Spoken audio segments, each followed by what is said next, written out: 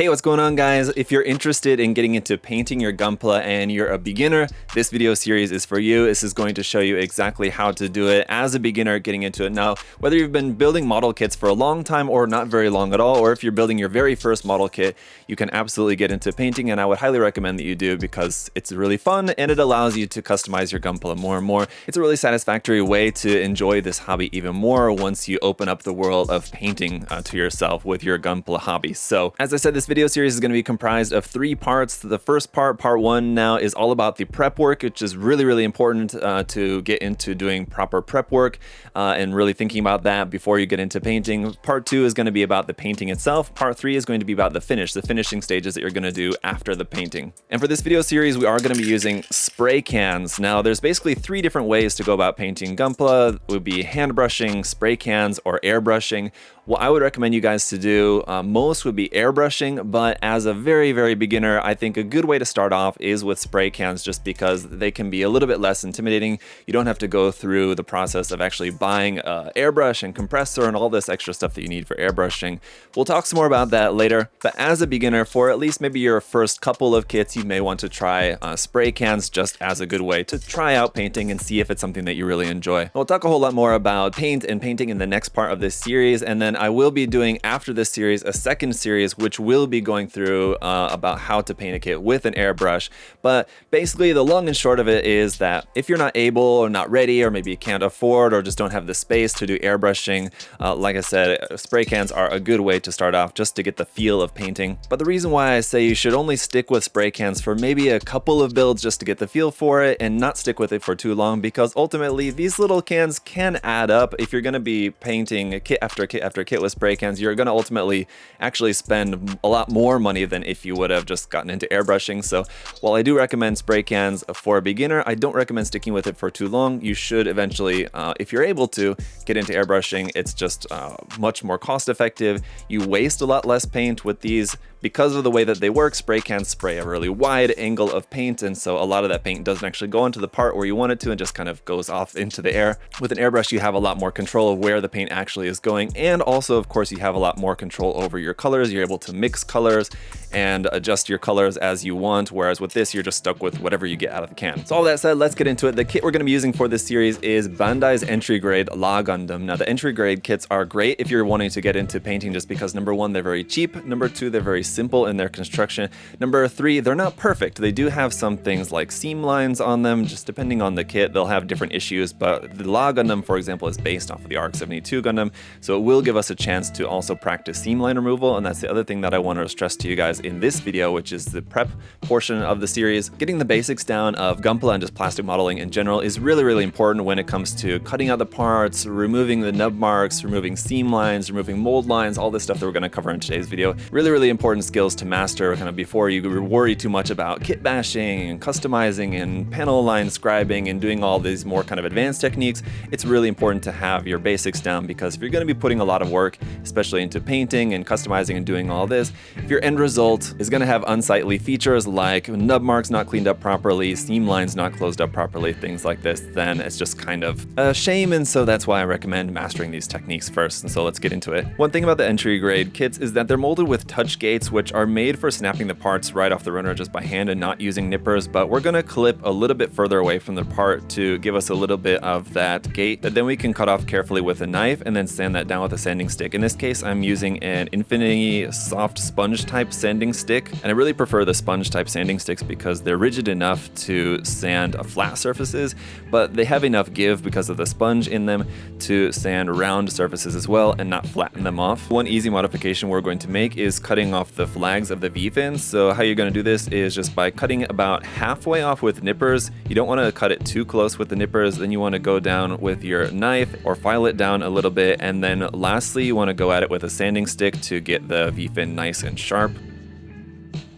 Another simple modification we can make is cutting the front skirts so that they're not joined together and that they'll move independently when we're posing the kit. And you'll also notice that the gun barrel doesn't actually have a hole in the tip of it, so we can fix that just by drilling out a hole. You're going to want to mark the hole with either the tip of your knife or a sharp pin if you have like any kind of sharp pointed tool, just to try to mark as close as you can to the center point before you drill in there. That will just make sure that your hole is centered when you go to drill it. In this case, it's pretty small, so I think a 1mm drill will do the job. Now, another thing that I highly recommend is just snap building the kit first to familiarize yourself with the build. Now, this just means cutting off the parts and assembling the kit with maybe just minimal work of just like cleaning up the nub marks, and that's really kind of about it. And now that we've got the kit all put together, we can start identifying any other further modifications or fixes that we're going to make. Now, I don't want to focus too much on modifications in this video, as the main point of this series is just to be a tutorial about basic painting, but this would be a good point to go in and plan any modifications that you wanted to make to the build. One thing that I do want to talk about is sanding and also seam line removal. So there is a seam line here on the lower leg of this Gundam that we are going to get rid of. Seam line removal, especially on modern Bandai Gunpla, is probably a lot less scary than it seems. It's really pretty simple because the fit is so good on these kits. The easiest thing to do is to just put the pieces together, leaving a tiny hairline gap between the two. So then when we go in with our Tamiya extra thin cement, you can touch that, and because of the viscosity of the glue, it will fill that gap as you brush it along the line. Then when you press the parts together, what you ideally would like to see is a bead of that glue kind of pressing out from the gap. And that's usually indicative of a good solid cohesion between the parts. What the glue is actually doing is melting the plastic when you're pressing it together. It's chemically fusing the two parts together, and you're going to need to give it some time to dry. Unfortunately, it is going to take probably a few hours. There's different types of glue that you can use that does have a little bit faster curing time, but so long as I'm not in a huge rush, I'll usually just leave the parts overnight, and by the next day they should be fine to work on. And then so once the glue is completely cured, you can then sand down the surface with your sanding stick.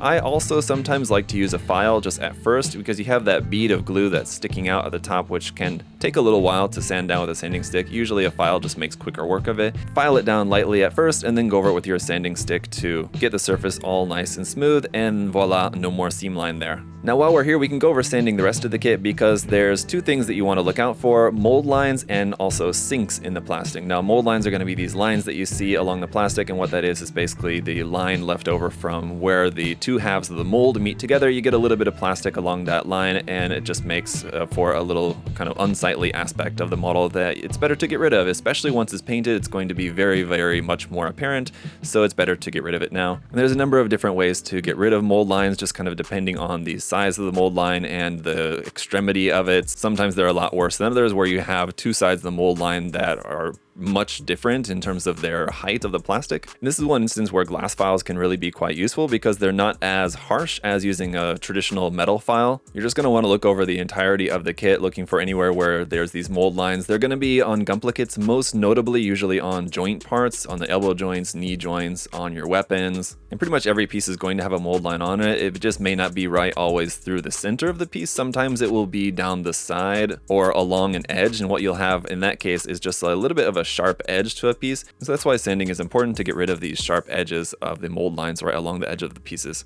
Now obviously, aside from a glass file, you could also use a ceramic blade. You can sometimes find these as ceramic scrapers or ceramic blades that you can use, where it's basically a knife blade, but it's made of ceramic obviously, and then you can just use that. It's not quite as sharp, but it gives you a good hard edge that you can essentially just scrape the mold line away. And then aside from these tools, obviously any other kind of sanding stick or sanding paper will work just as well for this tool. Now as for the other thing to look out for, sinks, as I mentioned, this would be where a part looks flat.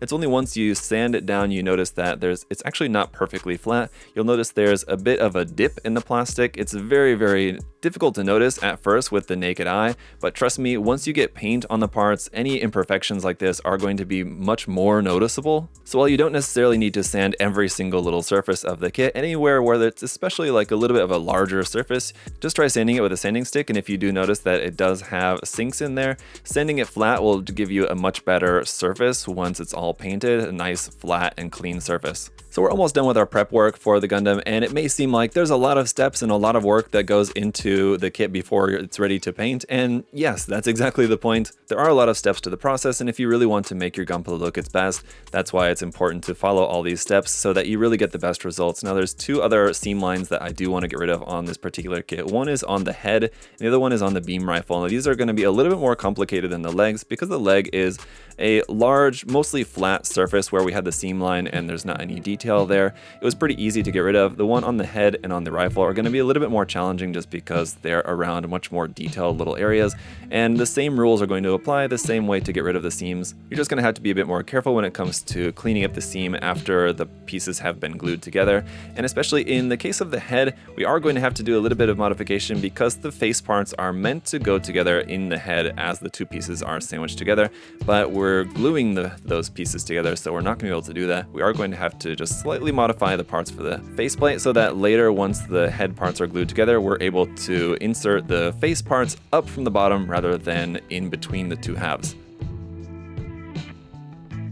Last two things to do now, which are very much optional, but I did want to show you guys, are filling some of these hard points that we have. So on the forearms and on the backpack, you have these 3mm hard points, which are made for parts to be able to attach onto there, but we're not going to be using them. So rather than having these empty holes there, what you can do is actually take a piece of the runner, considering that usually in most cases, the runner frame itself is actually 3mm. So we can actually cut little bits of the runner, insert those into the holes, cut them down, sand them down, and now we have just a nice round circle detail part there rather than a hole, which is a very simple and easy fix there for those. And lastly, there's a couple of areas around on the knee, the lower leg, and maybe on the head where the detail is not clearly defined with a line. It's basically just a detail sort of inner edge, and we can turn that into what is essentially a more defined panel line between the parts just by using a sharp scribing tool. You're just going to softly drag it along the edge a few times, and that'll give you enough of a line there that once we get through the painting and into the finishing stages, when we're doing our panel lining on the kit,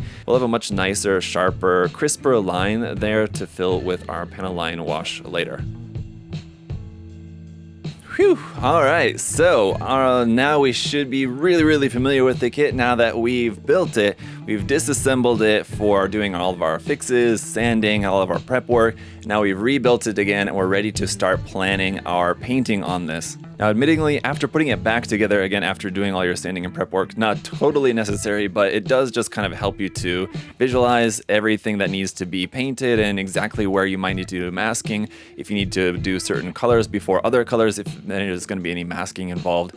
And so I just put it back together here, which is going to help us to visualize the color scheme as we get into that next stage, which is going to be covered in the next part of this series, so stay tuned for that. We'll be going over what the general plan is for the color scheme and then figuring out where we may need to do some masking or just planning ahead of time as far as which colors we need to paint first. And from there, we'll start the painting. So thank you guys all so much for tuning in for the first part of this series. I hope that you guys found this video helpful and informative. Leave a like if you did. Make sure that you're subscribed. And if you guys have any questions, of course, feel free to leave those down in the comment section below. I tried to make this video as informative as possible, but obviously I'm sure you guys are still going to have maybe questions about some of the different steps along the way. So happy to answer those down in the comments. If you guys also want to check out this particular kit and any of the tools and supplies and stuff that I use in the video, I'll also put some links down in the video description to some of the products and this kit as well that are available on USA Gndam Store, so you guys can check some of that stuff out if you're looking for any of the particular tools that I used in this video, or just any other tools or paints or other model kits. You guys can find all that there at USA Gndam Store. So that's it for this video, guys. I'll see you in the next one. See you later.